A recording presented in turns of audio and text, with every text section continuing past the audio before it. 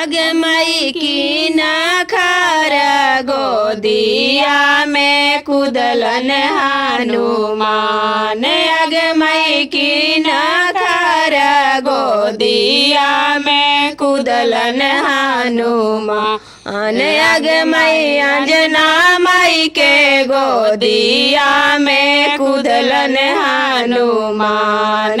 आगे मई अंजना मई के गोदिया में कुदलन हनुमान। आगे मई रोवे लगलन अंजना माता ठोकलन का पार। आगे मई रोवे लगलन अंजना माता ठोकलन का पार। आगे मई मोर गोखे जन्म लेलन बंदर हनुमान। आगे मई मोर गोखे जन्म लेलन बंदर हनुमान। आगे मई मात रोवा अंजना माता मत ठोका का पार। आगे मई मात रोवा अंजना माता मत ठोका का पार।